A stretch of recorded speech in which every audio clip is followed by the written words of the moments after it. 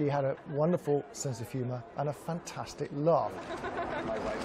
I miss that laughter. It penetrated everything.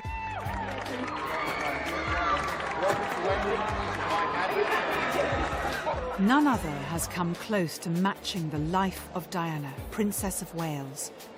An icon of unprecedented magnitude, adored by millions. She was the most famous woman in the world. I'd like to dispel the myth that she spent all these years crying her eyes out in Kensington Palace behind closed doors. She spent a lot of the time laughing. She was a lovely, warm person. I remember someone who questioned a lot, who had funny answers, said funny things, loved dirty jokes, sent me some appallingly risque cards. It's a penalty of the job. Yes. That you can't behave as you used to. I think that's probably just as well, if you knew how I used to behave.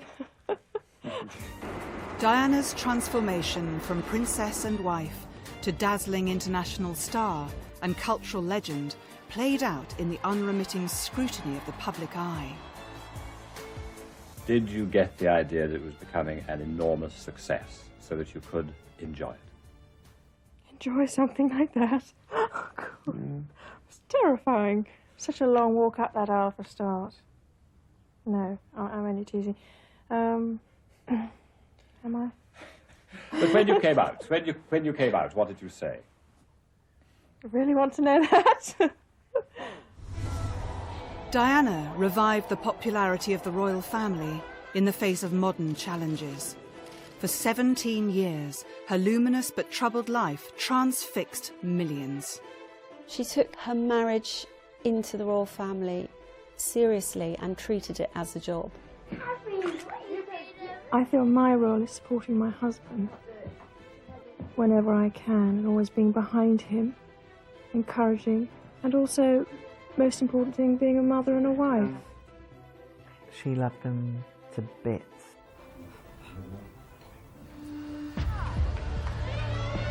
Diana's magnetism endeared her to those she met. She connected with the public in a way that was unique and extraordinary. Diana was a complete one-off, irrespective of the engagement. There are hundreds and often thousands of people. And then you have to make the question, well, why did that happen? You know, why was she so popular? It's just so beautiful. I'm just so privileged. I can't believe I did that. What a welcome, they said. And indeed it was.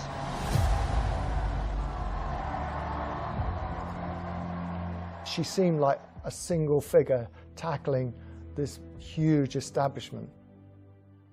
She never gave up. She had a very strong attitude. She empowered women, and I think that was really important to her. A lot of women have not so great marriages, and they could identify with her. She was a brilliant communicator. She really connected with people. That's why people loved her so much. She transformed our royal family. The irony about Diana is that she failed to realise was how many people admired her. It told you a lot about her modesty and her sort of lack of confidence in her own ability. As a parent, could I ask you to respect my children's space? Because I brought the children out here for a holiday. Right. And we'd really appreciate the space. Books, stories, anything to do with Diana that was remotely salacious sold. It was intimidating, and she found it extremely tough. At the time, self-esteem was very low, and I felt it important to give what she wanted, to feel a whole woman in every sense. Yes, I adored him. Yes, I was in love with him. But I was very let down. Badly let down is an understatement. All she wanted to do was buy back her letters. And he was an absolute On more than one occasion, she said to me, "This is the woman who wants my job. She wants to be the new me." And she was absolutely right. Diana, Princess of Wales, became an international obsession, the star of a compelling real-life soap opera that captivated a global audience. Khan was interesting because he mended people's hearts, and she was a girl with a broken heart. You know, he was a heart surgeon. Sometimes I felt like screaming. She then meets Dodi Fayed within a 7-week period under the protection of his security team. She's dead. Her life was brief, but Diana, Princess of Wales, left her mark. She captivated the world and shook the British monarchy to its core. In the decades that followed, our fascination with the people's princess has not dimmed. Diana remains an irresistible and unforgettable paradox. There has been a campaign to diminish her memory. There's been lots of efforts to shove Diana to the sidelines of royal history. Mark Bolan was called in by the Prince of Wales. He was a past assistant private secretary of the Prince, brought in simply to promote the very existence of Camilla.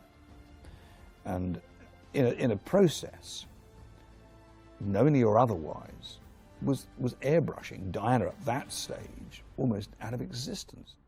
There have been those in the media in particular who have done their best to try and eradicate Diana's memory, but she's resisting. From beyond the grave, 20 years on, she's still a powerful figure, a powerful draw for many people. Everybody within the royal family, for ease of transition of Camilla, would have preferred everybody not to talk about Diana, in a way of saying, look, she's had her time, she's now dead, sorry, but let's move on. That was never going to happen. There will never be another Diana, ever. We were all robbed of someone very special. Diana did an amazing job for the royal family. I mean, she very nearly brought it to its knees in the end. She was perceived to be a danger to the monarchy. As it turned out, of course, she was its saviour. The Honourable Diana Frances Spencer was born into a life of privilege and tradition. Her parents were distinguished members of the English aristocracy. The ancestry of the Spencers was, of course, goes back into the mists of time, but is very closely associated with the royal family over a number of years. She came from a family that was very much bound up in the royal family. They'd worked for the royal family. They therefore understood the protocols. Her father was an equerry to the Queen. They lived on a house on the Sandringham estate. Both her grandmothers and 4 of her great-aunts were ladies-in-waiting to the Queen Mother. The two families knew one another quite well. Presently, a guard of honour of Royal Scots Greys made an arch of swords for Viscount Althorp and his bride as they came out.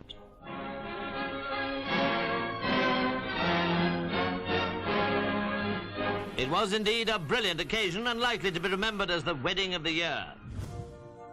On the 1st of July, 1961, the Honourable Diana Frances Spencer was born at Park House on the Sandringham estate, in the same room in which her mother, Frances, had been born. No one could have predicted the impact she would have, not just upon the royal family, but throughout the world. I mean, she used to like to dance, and she was very fond of swimming. She was always up and down to the swimming pool. She danced in the main hall and played the piano. No, she never ever said what she wanted to do. The only time I ever heard her say anything was just in fun. At her sister's wedding, she said, "My wedding will be at Westminster Abbey." And she was 18 then, I should think. But we always thought she'd be Prince Andrew.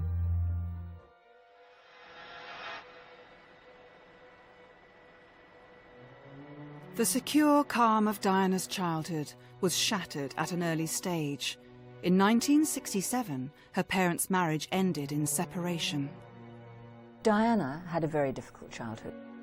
Her parents were constantly at loggerheads, enormous rows. Her mother was in an abusive marriage. She gave her husband the children that he wanted. She finally gave him the son he was desperate to have, the son and heir. And she then saw an opportunity to have a happy life herself. She fell in love with somebody and she went off with him, fully believing that she would take her children with her. She didn't know Diana. She left the house when she was 6. She wasn't interested in her children. Francis's decision to separate from Diana's father, I think that cast a shadow over Diana's entire life, framed very much her own marriage too. So that was a constant feature in the background, if you like. Her mother walked out. She never forgot the sound of her mother's footsteps on the gravel. And her mum said, "Oh, I'll be back in a week." And she never came back. She understood nothing about the custody proceedings. All she knew was that her mother didn't love her enough to want to be with her. In the early 60s, it was practically unheard of for a mother not to get custody of her children. But what happened was, in the custody proceedings, her mother gave evidence against her. Frances was criticised and almost demonised. Her mother was Ruth Lady Fermoy, who was a lady-in-waiting to the Queen Mother, and she was a terrible snob, and she thoroughly disapproved of her daughter leaving her Earl and taking up with a man in trade. And she gave evidence against her daughter. She said that she was a bad mother, and as a result of that, Frances Shandkid, as she became, lost custody of all 4 of her children. Lord Spencer, you know, did bring his children up, obviously with the assistance of nannies, and Diana still had access to her mother. Diana was very close to her father. Unfortunately, her mother saw Diana as a rival. Like all domestic relationships within families, there are various dynamics going on. Frances was a sort of an older version of Diana. Tall, elegant, lovely lady. Very stubborn, very determined, very single-minded. And there was friction between the two of them, there is no doubt about it. In reality, Frances, her mother, was probably the best friend that she had. At one stage, there is no doubt that Diana and Frances, her mother, were extremely close. She was her closest confidant in the early years of the marriage. I was there one day and she was on the phone to her mother, and they were arguing, and, you know, her mother actually said, you know, "Diana, I'm the one that should have been the star." The tragedy for Diana and for Frances was that at the time of Diana's death, they were not on speaking terms. They had been for many years, but earlier that year, in 1997, they had a very bad falling out, and for those last few months, they didn't talk. Whatever happened to the very end of Diana's life and the relationship, I think it sort of fails into oblivion, given, you know, the very closeness that they endured, certainly through the time that I was there.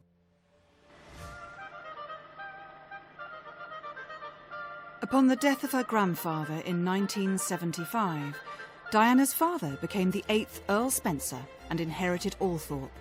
Like her sisters and brother, she assumed a title and became Lady Diana Spencer. Somehow the fact that Diana was the daughter of an aristocrat and came from a very privileged background didn't matter. We took her as sort of one of our own. We thought she was the ordinary girl next door. At the age of 9, Diana Spencer was sent to Riddlesworth Hall.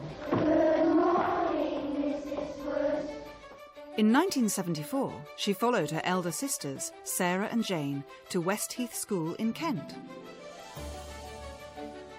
I would describe it as a huge family, lots of laughter.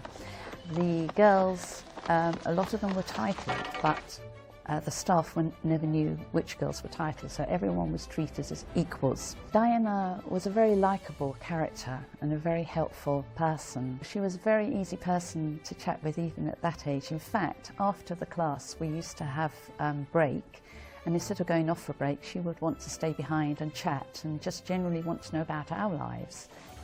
She was a brilliant swimmer and won many awards for the school.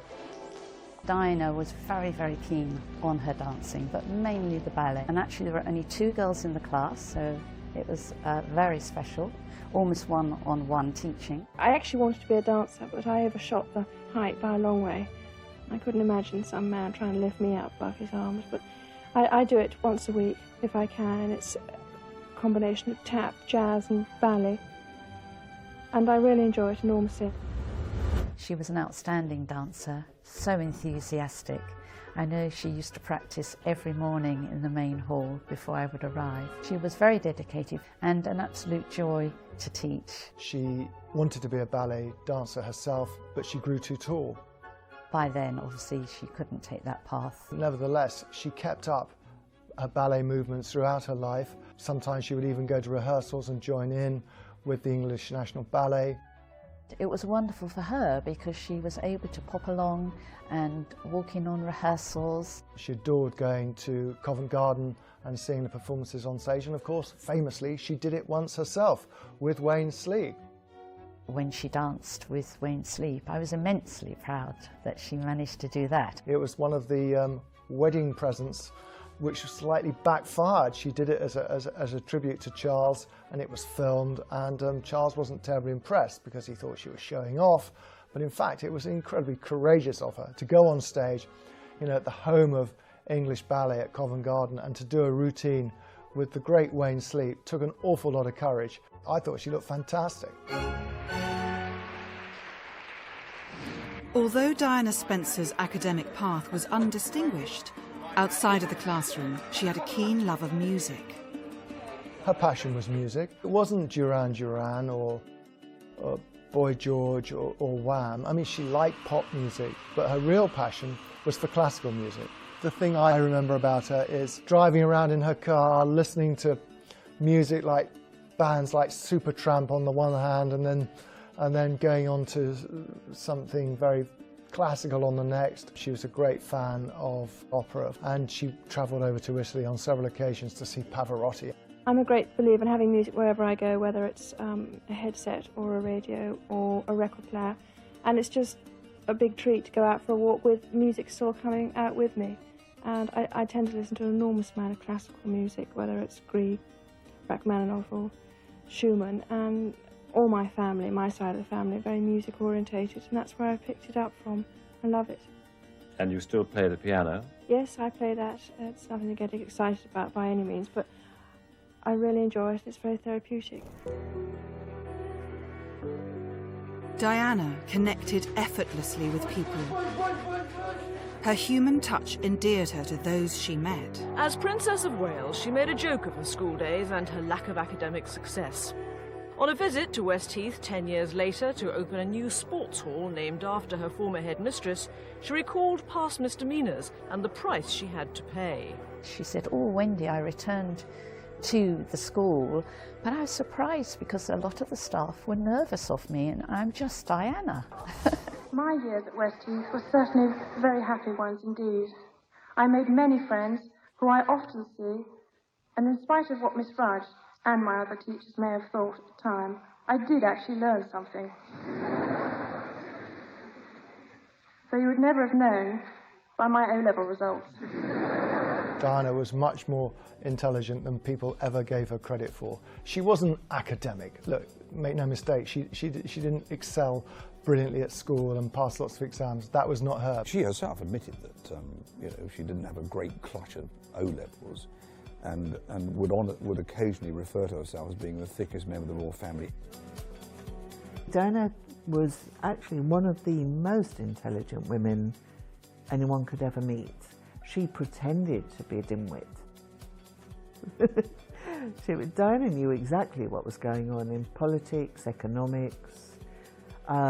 She was very, very savvy. She was well informed. She would talk about politics. She was interested in current affairs. She used to say to me, "You know, they always talk over my head because they think I'm a spimbo, but I know what they're talking about." She was a bright girl. It was a sort of wicked sense of humour that really stood her out from other members of the royal family. Oh, what's that? Is that a present? She would be able to say something on the spur of the moment which would be quite humorous or witty. She certainly liked a joke. She had particular targets of her jokes. At Kensington Palace, poor old Princess Michael of Kent, who was her closest neighbour, often was on the receiving end. She liked to play jokes on people and tease people, but not in a bad way, just in a fun-loving way. I bought her an outfit to wear, which was a thong, and thongs were just sort of coming into the fitness world fashion, and she was very happy to wear it. Diana raced out in very revealing gym kit and surprised Princess Michael as she and a whole bunch of rather stuffy friends were going off to the races. She wanted to embarrass them, which I think she did achieve.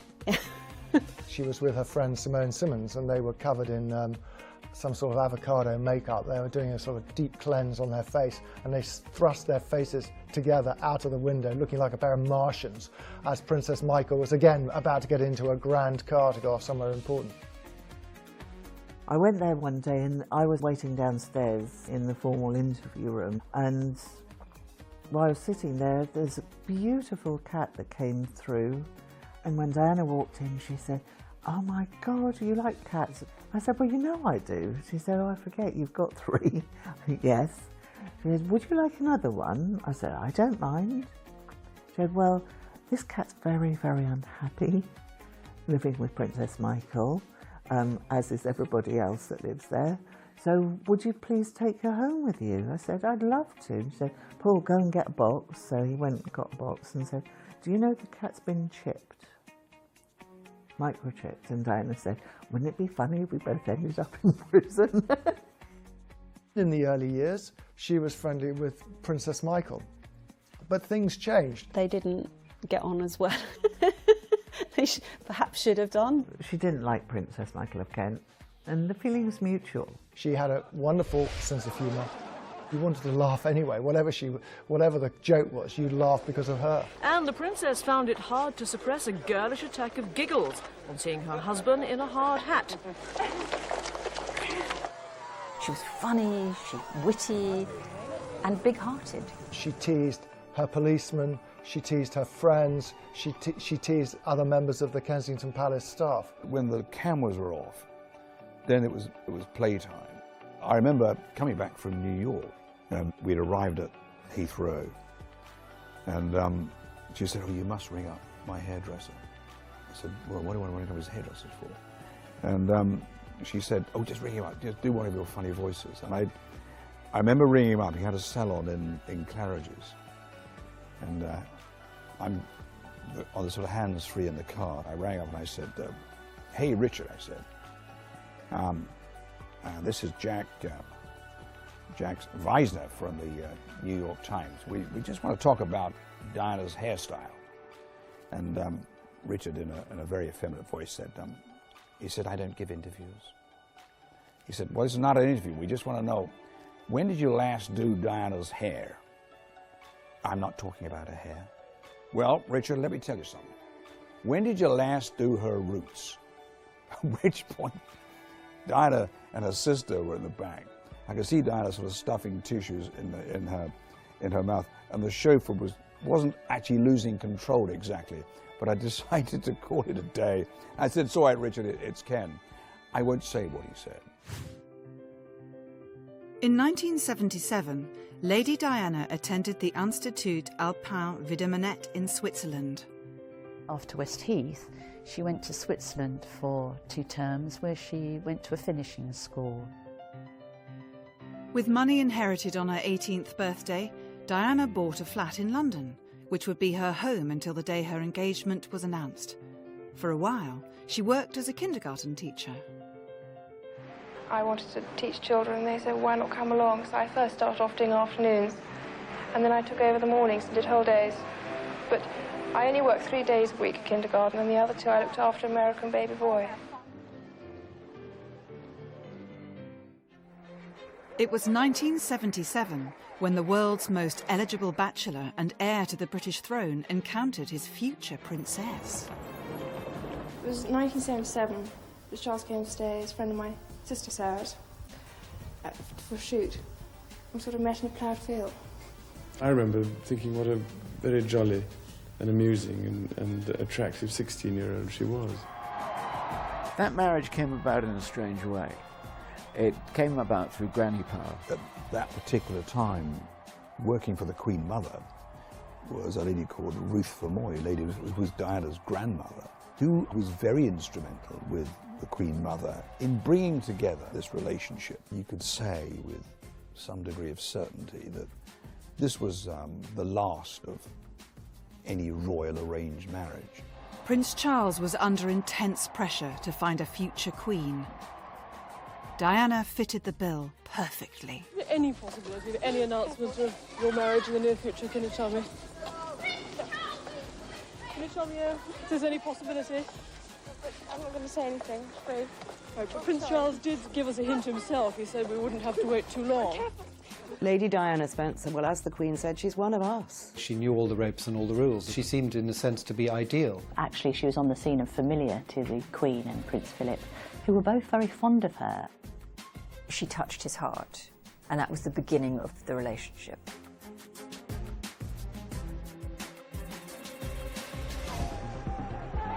Life for Diana changed instantly, and she was bombarded with press the whole time.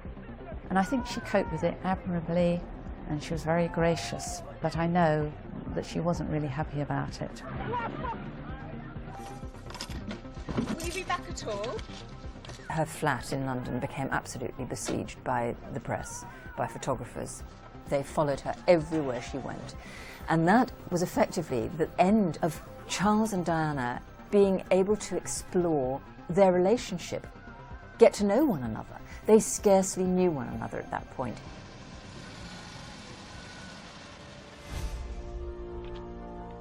On February the 24th, 1981, the royal engagement became official. When she met him, she was very young, and he's obviously very charming, and she was swept off her feet by him. They were, for a time, really completely a dream team. There was love between Charles and Diana at one stage. She never stopped loving Charles. And right to the very end, she loved him. Diana was genuinely in love with the Prince of Wales. Well, she told me she was, and I have no reason to disbelieve her, but I'm not so certain about the Prince. They liked the same things, they had the same interests: complementary medicine, organic foods, organic farming, you know, natural, you know, going back to basics. They both had a brilliant sense of humour. When they became engaged, they still scarcely knew one another. That was the real tragedy of the whole thing. If 6 years later, if they would have got married, they'd never have got divorced. Unfortunately, she was too young. When Charles met Diana, he wasn't really free emotionally to give himself to her as she gave herself to him. Camilla was in the way, and Camilla was always intent on being queen. Prince Charles, of course, as we since discovered, was already committed emotionally to another woman. The whole Camilla thing was an ongoing plague in Diana's life, really. She recognised very early on that this was not going to be a bed of roses. Yesterday you were a nanny. One day you would, in all likelihood, be queen. It's a tremendous change for someone, if I may say, of 19 to make all of a sudden. It is, but I've had a small run up to it all in the last 6 months. And next to Prince Charles, I know I can't go wrong. He's there with me. And I suppose in love. Of course. Whatever in love means. We all laughed, or a lot of people did. But I actually believe it was actually being honest. He was involved with Camilla right the way through the engagement. Famously, she gave him cufflinks and little tokens of love that he actually took on his honeymoon with Diana. In arranged marriages in the past, you know, it was accepted that the Prince of Wales and so forth had mistresses. But Diana was not prepared to go down that line. And so the marriage really got off to a bad start. People talk about their divorce, their relationship as being very complex. It wasn't very complex at all. I mean, here was a relationship, like any other relationship, where one of the parties is having an adulterous affair.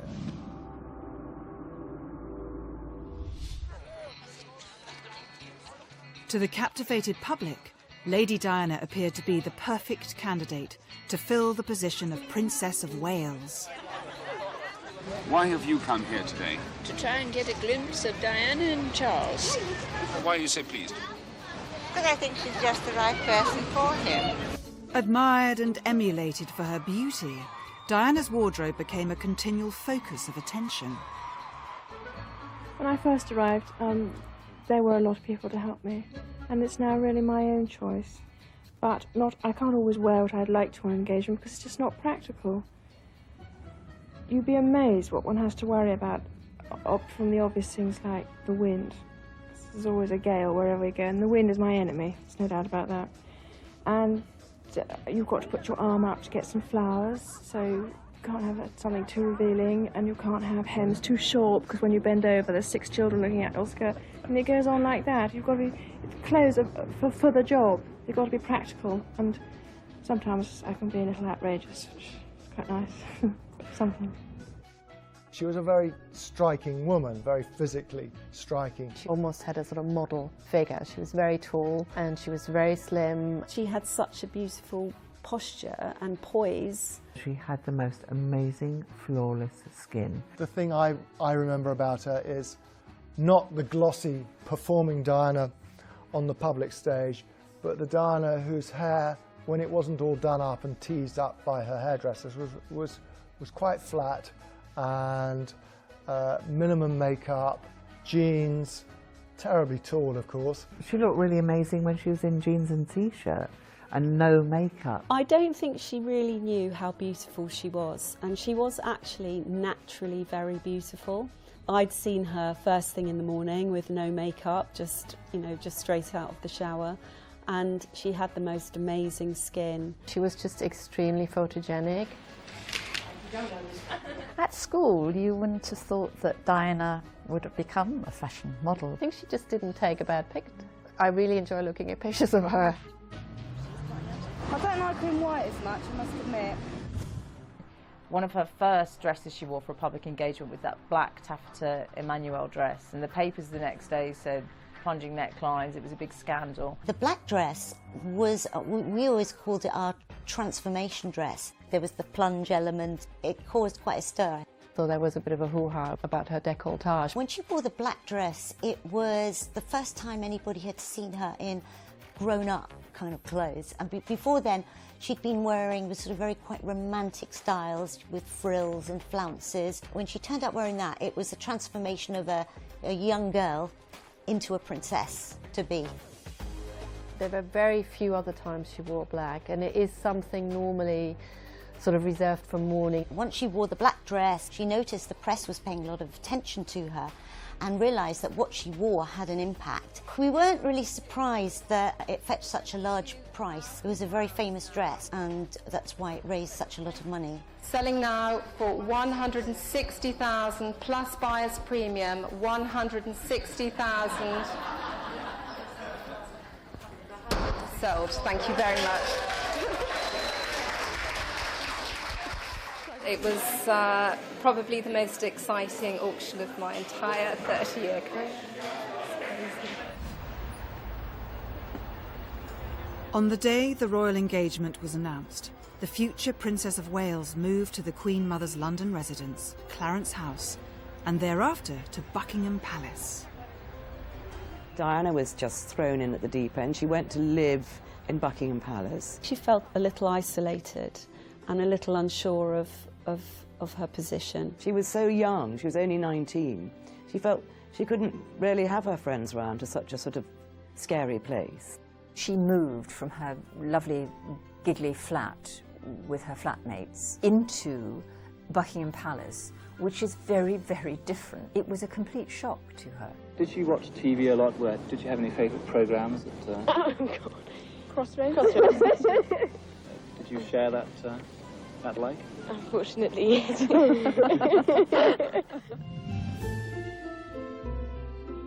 Out of the blue, one day came a letter from the palace, and inside was a letter from Diana asking me if I remembered her at Westheath, and saying because of her situation, she had just become engaged to Prince Charles, that she couldn't get out, mainly because of the press around, and would I consider going to Buckingham Palace to teach her. And we had a wonderful time. It's such happy memories. I used to go to Buckingham Palace 3 times a week. She was very happy. She came across as being very much in love.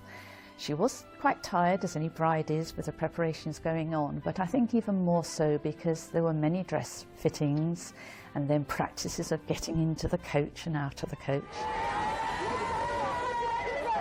All the fittings were at our studio. We had everybody trying to find out what we were going to be doing. They even sort of located themselves in the flats opposite us so they could try and film through our windows. We were making the bridesmaid dresses, and that was a lot of fun as well, particularly because Diana used to bring them in for fittings, and one time they were wearing roller skates. It was a very busy time, but very happy time as well. Diana was really happy, and we were happy, and it was very, very exciting. And the final fitting was in Buckingham Palace, because our studio was too small to spread out the train, because I mean that was really long. Prince Charles was away travelling a lot. She thought it was all going to be wonderfully romantic and they'd be having candlelit suppers in Buckingham Palace, and he would sort of whisk her away on a white charger, but it wasn't like that at all. She hardly saw him. I don't think anyone actually explained to her the enormity of what she was doing. She just thought it would be lovely to be a princess. What is royalty about? Royalty is a mixture of myth and reality. It's the fairy tale romance of a princess coming together with living history. She lived in a kind of romantic world. She read Barbara Cartland romantic novels. She simply thought royal life would be like something out of a romantic novel. She would marry the prince she loved. She would be secure and safe. And I don't think she really understood what it would involve. Amid economic gloom and an unpopular government, the British people were offered what they have never failed to rejoice over: a happy royal event. We'd been through some very tough times. There was a recession in Britain, and also we just had a series of riots in Brixton and in Liverpool, and suddenly the royal wedding happened. It was high summer and London was on fete. Everybody felt very happy and elated by it.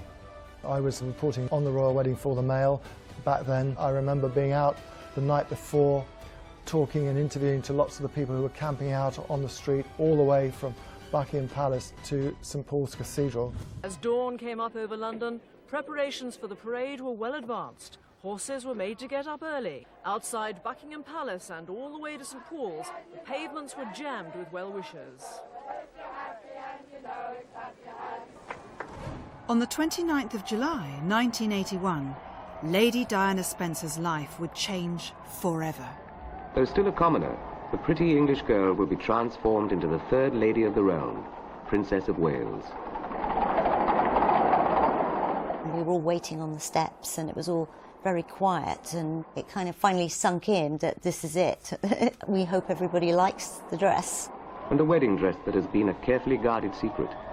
Resplendent ivory silk taffeta, trimmed with antique lace and a long, long train, all 25 feet hand-embroidered. As bewitching and romantic a bride as ever touched the heart of the world.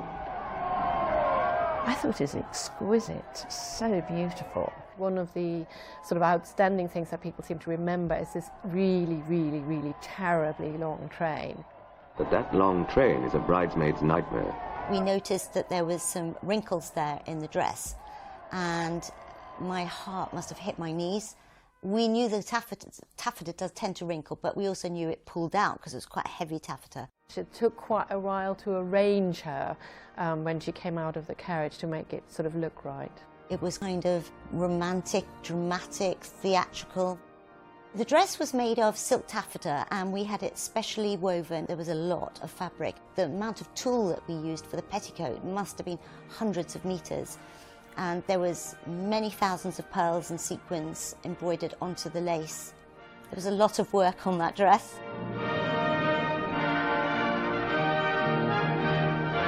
I had an end chair in the aisle, and obviously I was looking back to see Diana coming.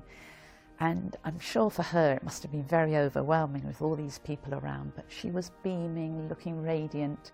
And our eyes caught each other and her face lit, and I lifted my head a little and she did, and I was really proud of her.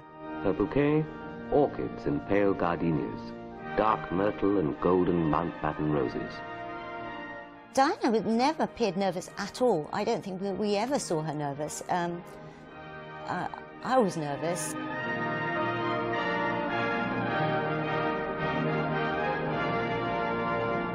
So Charles and Diana come together before God and the world to make their vows. each to the other. Diana Francis, wilt thou have this man to thy wedded husband, to live together according to God's law in the holy estate of matrimony? Wilt thou love him, comfort him, honor and keep him in sickness and in health, and forsaking all other, keep thee only unto him, so long as ye both shall live? I will. Who can doubt the love and happiness that this couple so obviously feel and share? So strong that for one inspiring day, a whole nation can forget its troubles to unite in wishing them well. All the best fairy stories end with the words, "And they all lived happily ever after."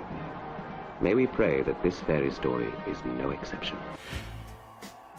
One thing I do remember was the Archbishop of Canterbury, Runcie, saying, "This is what fairy tales are made of." It's a wonderful and special day, full of hope.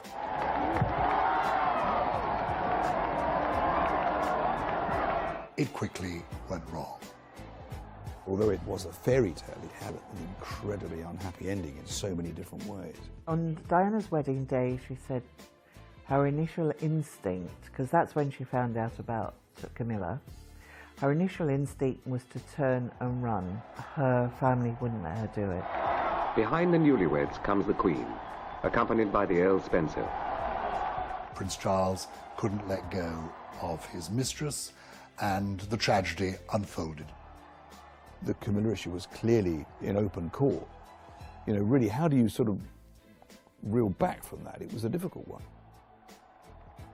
Did you marry the right man? Well, a full name is quite something to get organised. And have you really endowed your wife with all your worldly goods? What did I say? Did I say some of my worldly goods? Amid scenes of national joy and celebration, the public obsession with Princess Diana began.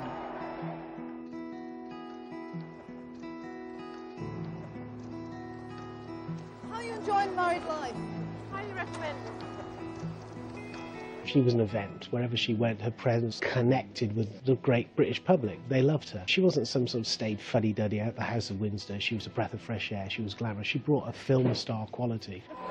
The people of York turned out in their tens of thousands on a sunny morning. And in what's become an instant tradition, there were gifts and flowers by the basketful. Diana had glamour, plus the status. Now, Hollywood movie stars have got glamour. They haven't got the status that you get from being a future queen. And so Diana was unique.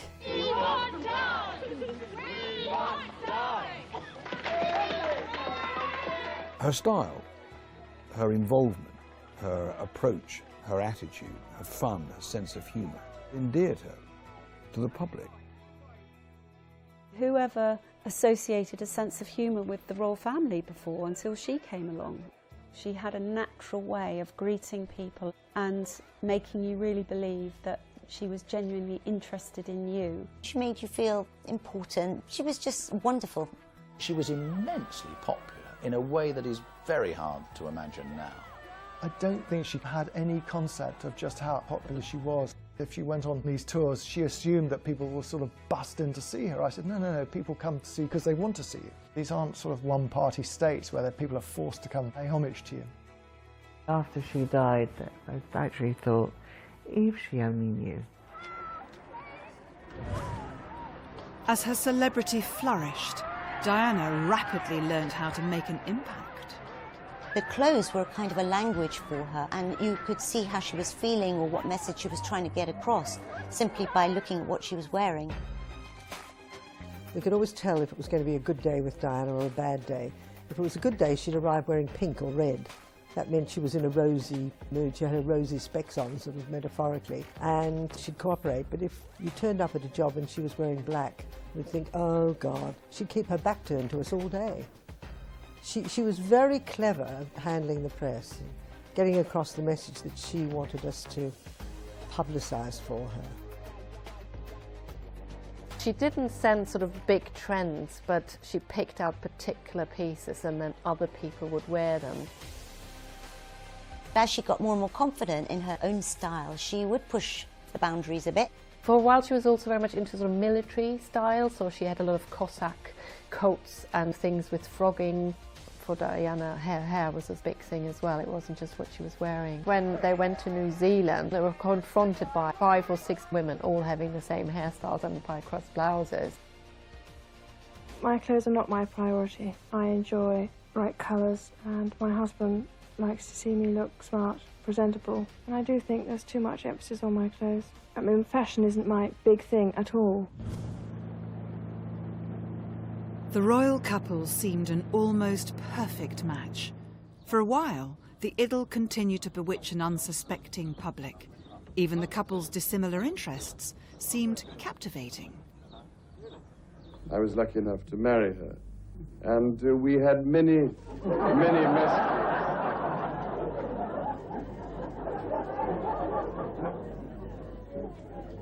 It's amazing what ladies do when your back's turned. Do your tastes coincide? On what? Pop music. Well, yes, sometimes, yes. Not always. I mean, some I don't, and you don't necessarily with mine. Well, I've got a reputation for liking all the people we go to concerts with, but we go and hopefully it's going to raise money for my husband's charities. But we're great, both of us love classical music and the opera and the ballet, and go whenever we can to see it. Charles came back one day, and normally if Charles came home we'd have to sort of disappear while he came in and got settled. But on one occasion she said, no, we're going to go and meet him on the stairs. We both had our exercise kit on and met him on the stairs. I think that was her way of trying to embarrass him. But he handled the situation very well. Was most gracious. The People's Princess expertly updated ancient royal traditions. Unlike other royals, her attitude was open and friendly. Diana was unique in the sense that she would never refer to you by your last name, which tended to be the norm with other members of the royal family. I mean, seeing royalty that close up, I mean, they'd actually, like, take the time out to come and talk to us. Like, it's just unbelievable. God, it was great. I used the whole roll of film. It was worth it, I swear. The people who loved her were the staff. I've not found one royal servant who didn't love her. She was not publicly acknowledged by other members of the royal family at the time for steering the royal family into the 21st century. There was some criticism about how much attention she was able to draw to herself. Part of the problem was that they were jealous of her popularity. I worked with the Duke of Kent. When I went with him on a number of engagements throughout the United Kingdom and throughout the world, very few people, if any, would ever turn up. And he would jokingly say to me, he said, well, nobody knows who I am, so nobody come here. They did with you when you were working, with Diana. It was this popularity that I think was the problem. Diana represented her country with such panache that the Prince of Wales began to look like the junior partner in the royal enterprise. I haven't yet worked out a method of splitting my wife in half.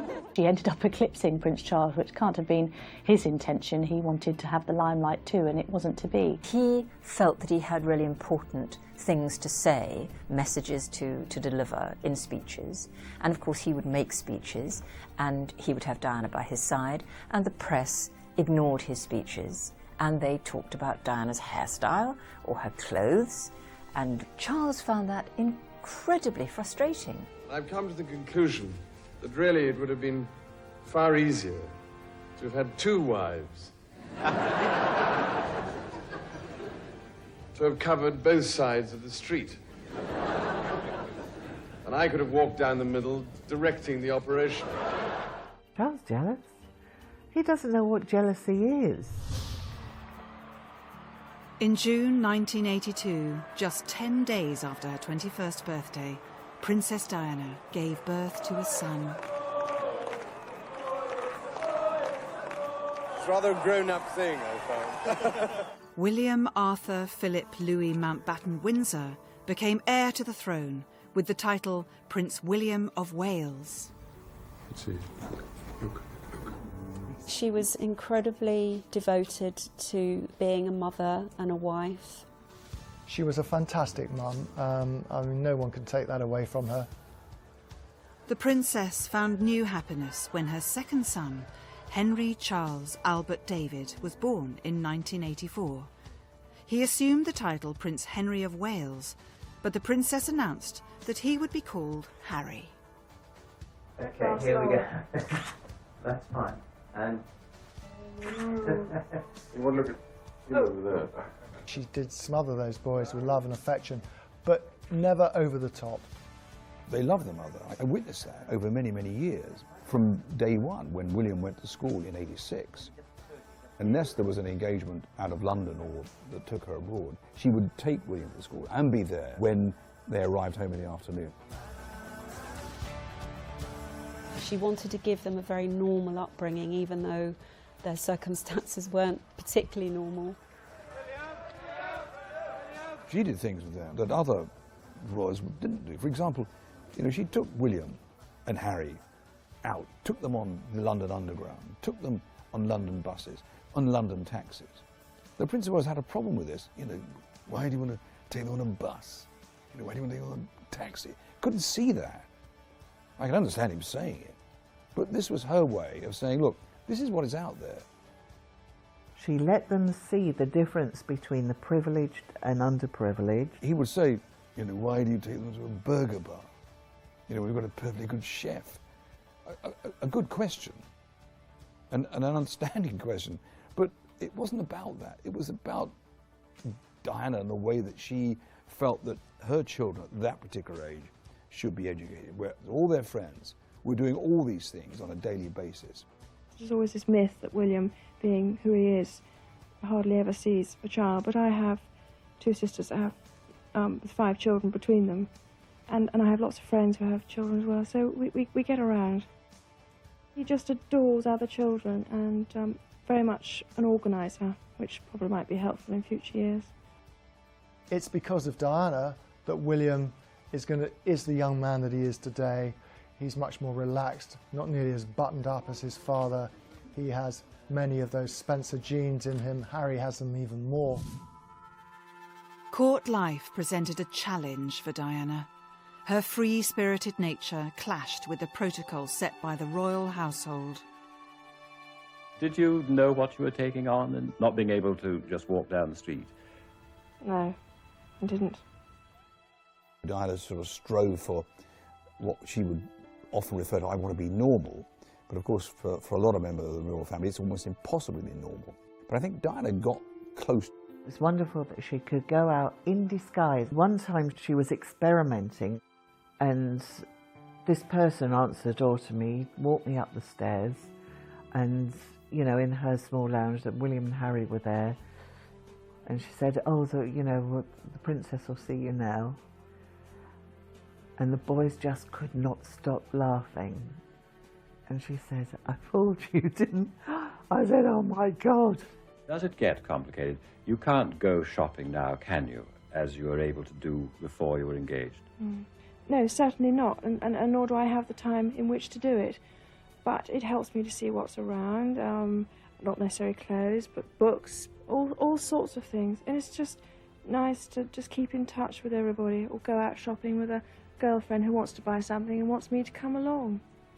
In spite of the media, you know, putting her in the spotlight, she put on her wig, wore what she wanted, came for walks on Hampstead Heath, went to the charity shop with me in Camden High Street. She was a very striking woman, very physically striking, and you didn't forget Diana if you saw her in the street. She did her best to disguise herself, the old baseball cap. And on this one occasion, we were walking on the Heath, and someone goes, hey, is that Diana? And I said, no, I'm her twin sister. Oh, right, okay. And we just carried on walking. I remember we picked up the Underground train at Hyde Park Corner, travelled on the Underground train at Piccadilly Circus, got off the train at Piccadilly Circus, and people would look and think, is that Diana? No, they wouldn't travel on an Underground. So there was never a security problem. She was quite disarming with people. I mean, she didn't mind being recognised, although she preferred it if she wasn't. And we got on the bus. Again, Harry and William scrambling up to the top deck. And I remember even when they had conductors buying a ticket. He didn't know whether to give them a ticket, sell them a ticket, or let them travel away, because he didn't believe for one moment that they were on this bus. Now this, to me, was a good way of educating royal children. So what do you say, Ma'am, when you read in the papers that you are a determined, domineering woman? I don't always read that. I'm people very willing to tell me that. But I don't think I am. I'm a perfectionist with myself, but not necessarily with everybody else. And those stories arose a long time ago and have kept coming out again and again. But I don't think I am. You feel hurt by them? Well, obviously one does. You feel very wounded, and if it comes out, you think, oh gosh, I don't want to go out and do my engagement this morning. Nobody wants to see me. Help, panic. But you've got to push yourself out and remember that some people hopefully won't believe everything they read about you. Princess Diana was branded as the ultimate manipulator of the media and a self-publicist. But in reality, she promoted her image only for the good of others. Diana had an intriguing relationship with the media from day one. She always did that check where the camera is. Okay. She was a professional in that sense. The media loved Diana. They saw the funny girl who was incredibly helpful, and you know, you go on a tour with Princess Anne and she will not stop to have a photograph taken. She will turn her back on photographers. She will do anything not to be helpful. Diana went out of her way to be helpful, and so everybody fell in love with her. She was a great worker of the media and a manipulator too. And she'd made, you know, friends and contacts within the media that she worked to her advantage. I wrote about her almost every day. She became a daily part of my life. You couldn't have had more coverage. Diana was in the papers every day and often on the front cover. There's far too much about me in the newspapers. It horrifies me when there's something important, like there's been a bomb or something. They'll put me on the front page. There is a department within Buckingham Palace that prints out extracts from the papers, so they read it. They either read it, forget it, or read it, or fume over it. Diana knew everything that was printed. There were clearly things I wrote that she was furious with. She got upset with Richard Kay, and I said, hold on, Diana. Please read it again. Read it out loud to me, what he's written. Not what you think he's written, what he's actually written. And she said, oh, I see what you mean. They got pictures of me getting in or out of Diana's car. I mean, it was an entirely normal procedure, but it was used by the media at that time, whichever newspaper it was that published them, to sort of attack Diana and to accuse her of hypocrisy, because at the time she was complaining a lot about the intrusion of the media, and there she was sitting in her car with one of the media figures, i.e. me. What Diana didn't like was when complete untruths were written. You could argue that Diana was going through the early stages of fake news in the 80s and 90s. There's always so much going on with Diana. There was always another crisis looming or another situation, so she didn't dwell on the past too much. She did live life in the fast lane. Everything happened very quickly in her life, you know, and it was almost like she was in a hurry to get things done. She always said to me that her life would end abruptly. She said, you know, Simone, I'm never going to make old bones. She said, you know, I'm going to go before my time.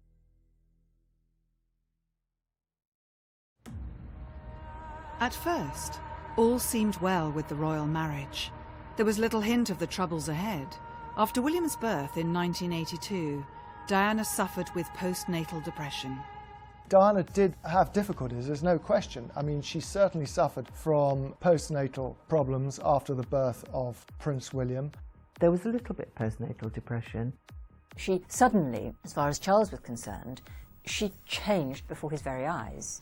This lovely, happy-go-lucky, easy, laughing, giggling, funny girl who made everybody else laugh suddenly became angry, jealous, uncooperative,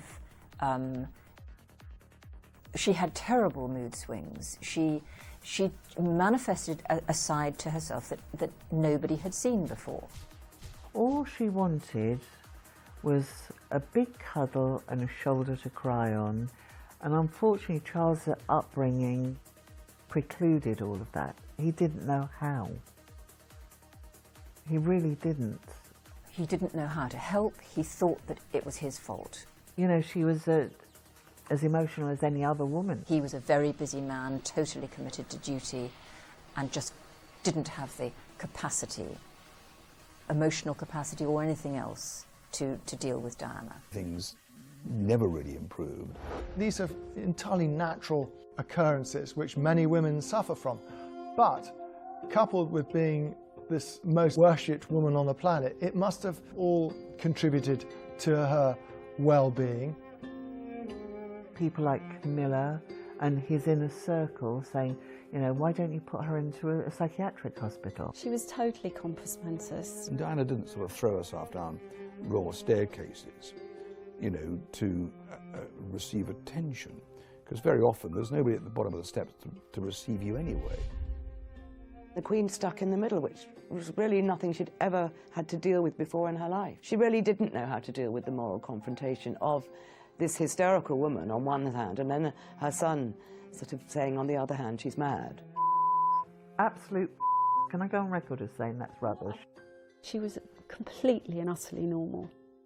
She clearly was highly strung. She did things which, on balance, she wouldn't have done if she'd reflected about it. And it is easy to paint her as some kind of nutcase, but personally, I don't think she was. Maybe on occasion she had little outbursts because she was just genuinely frustrated with the way people were behaving around her. Certainly some of the people in Charles's circle, they're all yes people. And they didn't know how to deal with somebody that is human, tactile, emotional, that's just had a baby. You know, they're used to people, oh, you've had a baby, you dump the baby with a nanny and carry on. Well, Diana wasn't that sort of person. She was completely normal. In fact, more normal than probably other people in that family. I'm supposed to be dragged off in a minute with men in white coats, so if it's all right with you, I thought I might postpone my nervous breakdown to a more appropriate moment.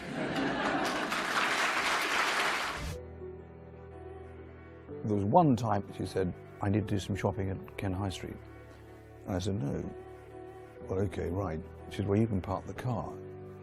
Now, this was rather strange because that would never be said. Anyway, I said, look, I'm not here to park your car, but I parked it near the Israeli embassy in Kensington High Street. At which point, Diana gets out and ran away up Kensington Palace Gardens, which was unusual. I thought, well, I'm not going to run after you, you know, that's not my game here. Although some would argue maybe I should have done, but I didn't. But I knew that she wanted to buy some CDs from the then Tower Records in Ken Church Street. So I decided that I'd go and wait outside Tower Records, knowing that she didn't have any money. Anyway, she eventually came out, and I gave her the money to pay for the Tower Records, and we got back, and I said, you know, what was all that about? I think it was just a moment of pique. She wanted her own space. In the end, she dumped her bodyguards. I think you're very fortunate to have your patron here today. I'm supposed to have my head down the loo for most of the day. She did tell me that she thought she was bulimic. It was brought about by the disharmony, the unhappiness in her marriage. It began when she was on honeymoon. She was making herself vomit. There may well have been an eating disorder in the very early stages of her marriage, but it was certainly nothing on the scale that certain sections of the media actually would have you believe. At one point I said to Diana, I said, have you looked at yourself lately? She says, what do you mean? I said, well, you turn sideways and you're like an ironing board with boobs. And you've got these pointy shoulders that are becoming lethal weapons. She looked quite shocked. I said, no, it looks horrible. I said, look, you can start counting your ribs back and front. I said, this is not acceptable. She did listen to me. We were in Delance's cafe around the corner in Camden. I said, go on. I said, a little bit of what you fancy does you good. So if you had a cappuccino and she had a chocolate croissant. When Diana spoke publicly about bulimia, the effect was powerful.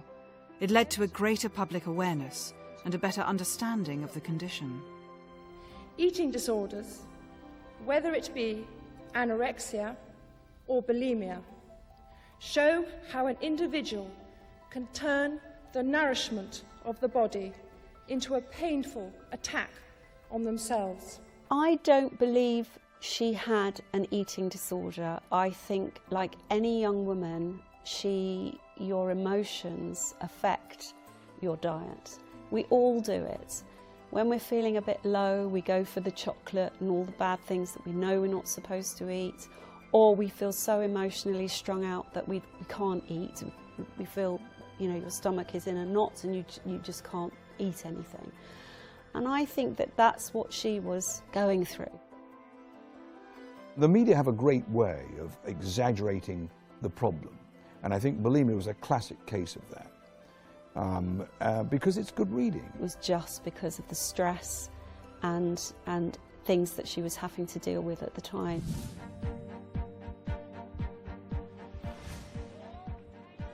No one could attract attention to an issue quite like Diana. She transformed duty and obligation into a remarkably successful personal calling. She had a natural affinity with the sick and the young and the old and those who needed care, and it's something which can't be faked. She will do what she does best, comforting the sick and the dying. In her words, a queen of hearts. This is okay. I witnessed on many occasions her presence as a patron, raising millions of pounds for research in a variety of different needy causes. Diana broke all sorts of moulds by tackling the AIDS crisis. When she became involved in AIDS in the mid-1980s, it was still seen as a gay plague, that it was a disease that could be transmitted by touch. At that particular time, people talking about AIDS was something that was really shunned by. Diana did a fantastic thing, and that was shaking their hands. And in an instant, it changed attitudes and rewrote the book about AIDS all over the world. You can shake their hands and give them a hug. Heaven knows they need it. The royal family didn't like that. I mean, on more than one occasion, she told me that other members of the family said, why can't you do something nice?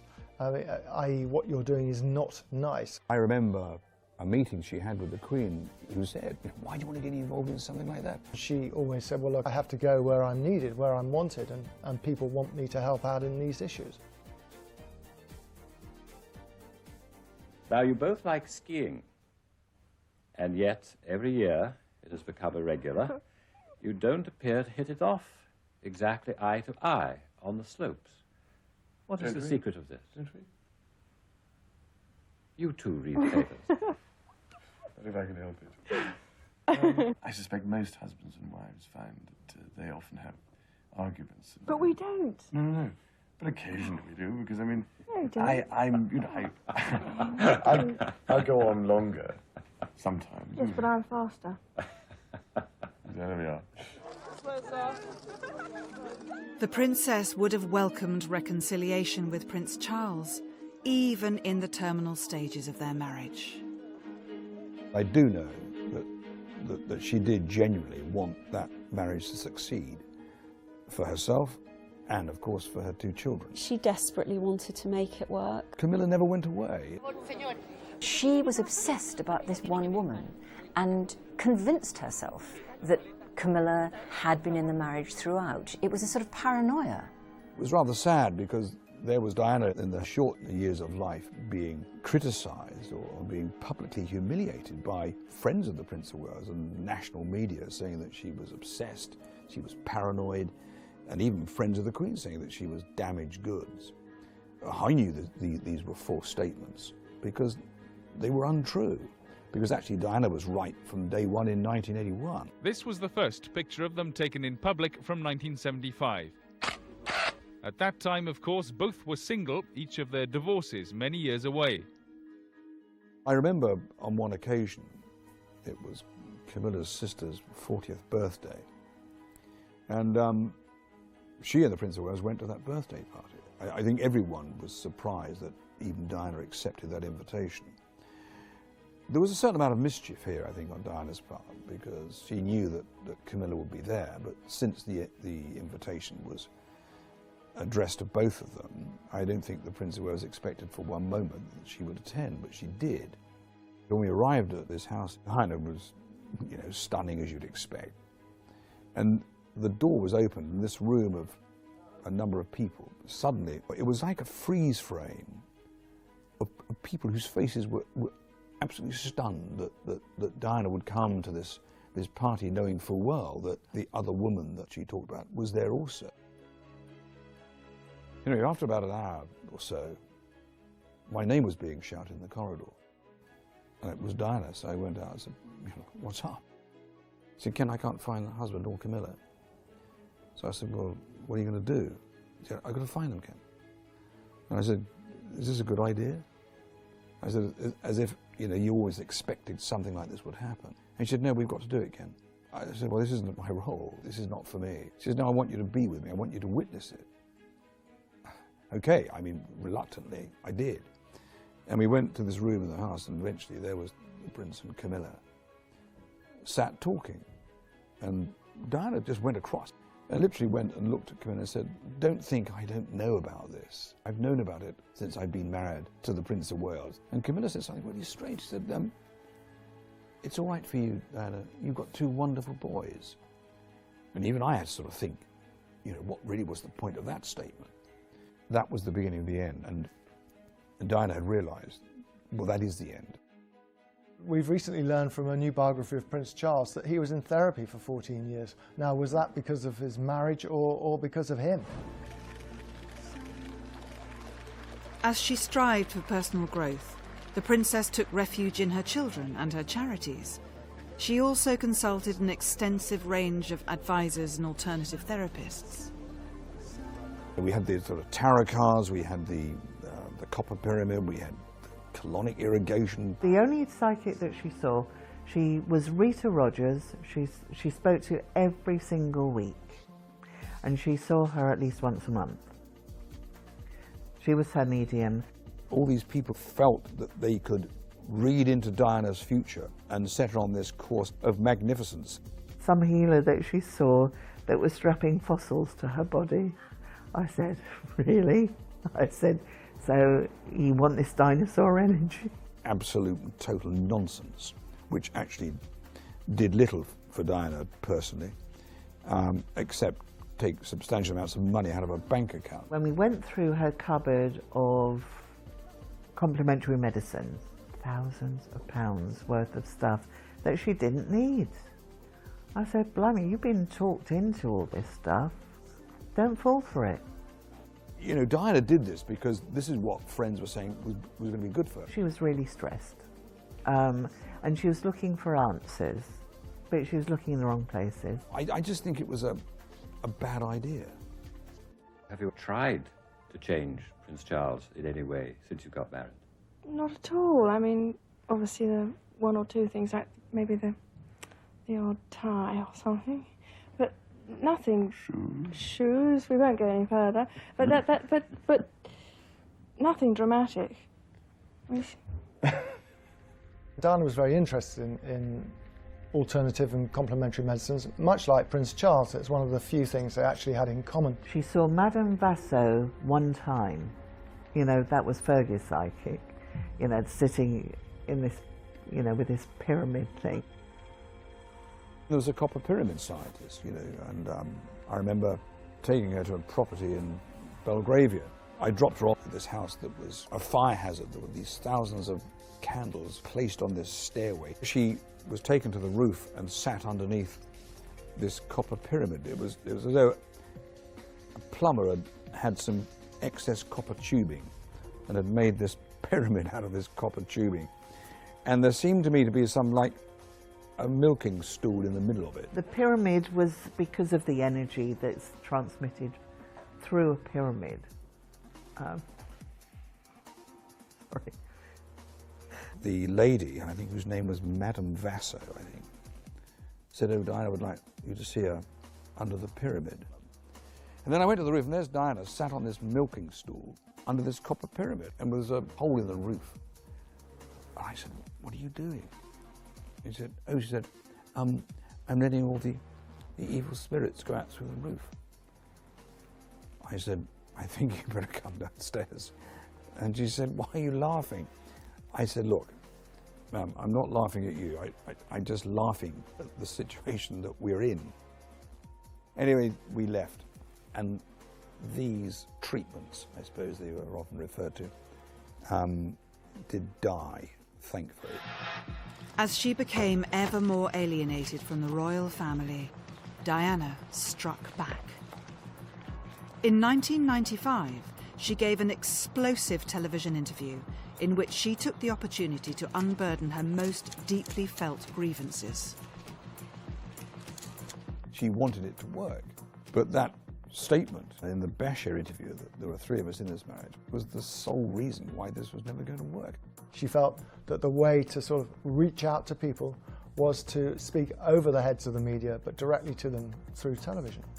My feeling at the time, and I told her, was that this could be potentially damaging. She was very pleased with what she'd done at the time. She thought it was a great performance, and she was thrilled, and she rang up her friends and said, "You must watch, you must watch." She phoned me up the day after the interview, and she said, "Did you watch television last night?" I said, "What did you think?" I said, "You made a real prat out of yourself." Afterwards, I think she regretted it bitterly. She was horrified. I said, "Why on earth did this happen?" Martin Bashir was supposed to be doing a programme about your charities. What happened? Desperate people do desperate things. He duped her into it because he got her at a weak spot when she was a bit down. She was hugely criticised by the press and the media and the establishment. I said, "Who advised you to do this awful thing?" She said, "Well, Fergie and Ruby Wax." I said, "Yeah, the brains of Britain." Oh my God. I took a very strong line in the paper about her decision to do the Martin Bashir interview and criticised her over it. She wasn't very happy with what I said. Where I think she made a mistake was questioning Charles's suitability to be crowned king, and she later acknowledged that she wished she hadn't said that. She was completely distraught. And then to compound things, obviously, she got a phone call from Buckingham Palace from the Queen to say, get divorced. That's it. You've got no choice now. The Queen decided that this tit-for-tat war couldn't go on. The irony is, and this is the main point, is the public loved her even more for it. The public all flocked to her side. Whatever happened, whatever mistakes she made, people still supported her. And I found that quite remarkable. 4 weeks after the explosive Panorama interview was broadcast, the Queen wrote to the couple urging them to divorce. The initial stages of the divorce was very difficult because they threatened her access to her boys. He'd agreed a settlement. They had divided up the children so that they could have the children equally. Diana got the access to the boys. She had 1 weekend in 5, which isn't much, but don't forget they were at boarding school as well. It must have been tough for her, rattling around in that huge apartment at Kensington Palace when boys were away at boarding school. The finalisation of the divorce in August 1996 enhanced Diana's sense of liberation. In 11 years, she had transformed into the global epitome of high fashion, elegance and sophistication. This was the beginning of a new life for Diana, which of course ultimately led into Diana's giving up protection and leading this independent life, now without a royal title. She said, "At last I'm free." And we know what freedom gives people. She phoned me up, she said, "Are you watching this on television?" Trevor MacDonald and the monarchy debate, she told everybody, "You've got to phone up. You have to say that you want to abolish the monarchy." It's just because she didn't want Charles to be king. Obviously, William and Harry weren't interested in getting involved until the time came when Trevor MacDonald said, What does the public think about, will Camilla ever be Queen? And Harry picked up, who's Camilla? And then William said, don't you know? Diana said, hold on a minute. Harry, it's time for bed. Come on. In the year after the divorce, relations between Diana and Charles were once again on an even keel. Diana and Charles became very friendly after the divorce.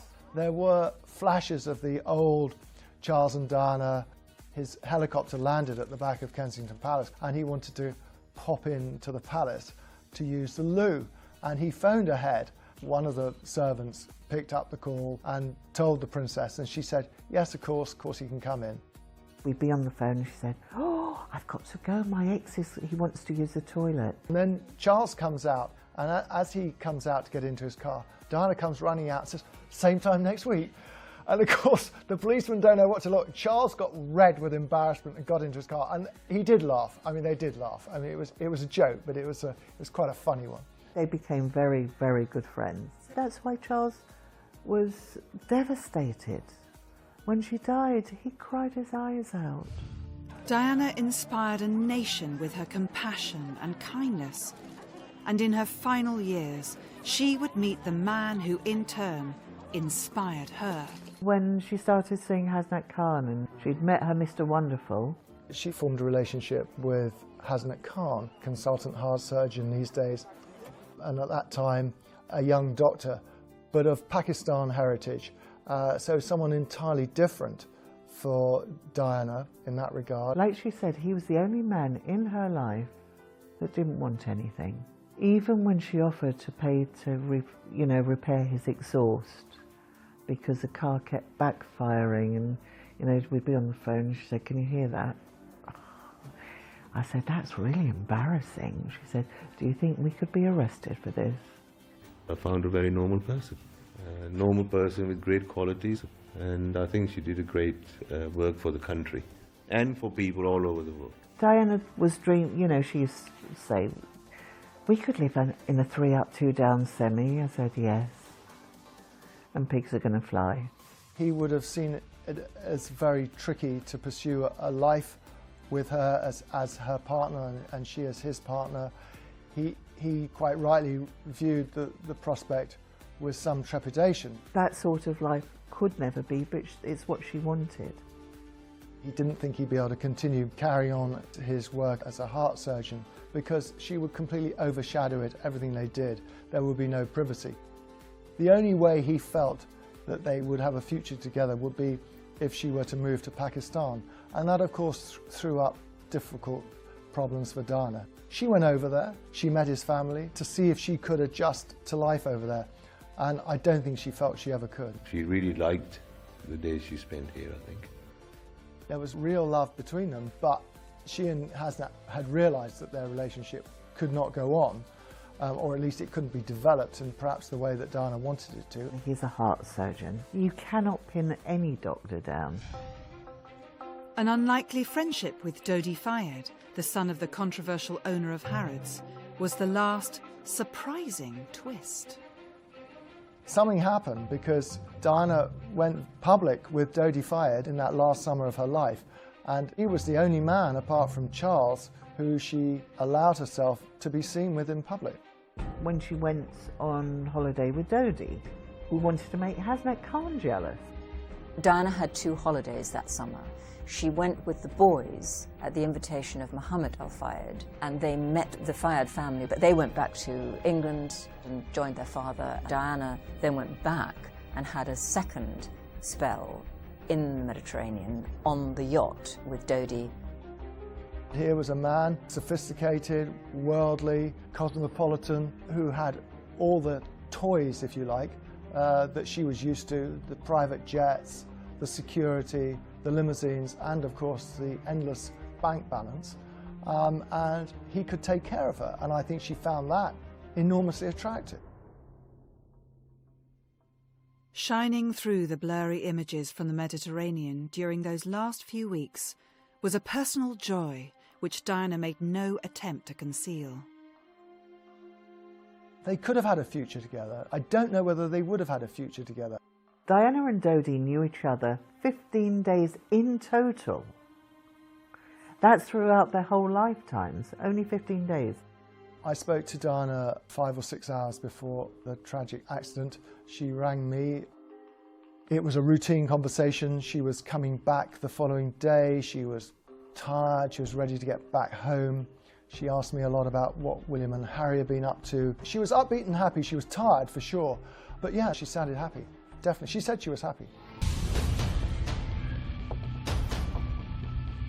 Diana, Princess of Wales, pounded to death. You, press that killed her. You're the scum. Yes. We're here to pick the bones. The paparazzi and the press and the media are not assassins. Dodie Fire was obsessed with the media. And instead of, you know, allowing the media to have some part of this by giving them a photograph, he made the fatal mistake of actually sort of fighting against them. They can be invasive, they can be annoying, but the point is, they were never there to kill you. There was this most awful feeling that this wasn't really happening, that we weren't really telling the nation and indeed the world that Diana was no longer with us. My sister rang me and she said, "Have you heard the news?" I said, "What news?" She said, "Diana's died." And I said, "Diana who?" And she said, "Princess Diana." I was absolutely devastated. It was so shocking, and still is. I didn't want to believe it. It was like, okay, I'm going to wake up from this nightmare. I felt desperately sorry for her family. Thank you so much. There was like a kind of global explosion of shock, which released this extraordinary kind of strange pagan form of mourning. The British people felt very deeply about Diana. They felt her loss personally. It was like losing a family member. It's something about the way she interacted with people. How else can you explain why hundreds of thousands of people turned up in London that week between her death and her funeral? People who didn't know her at all, people who I saw sobbing in the street, bringing flowers. This was someone they didn't know, yet they thought they knew her.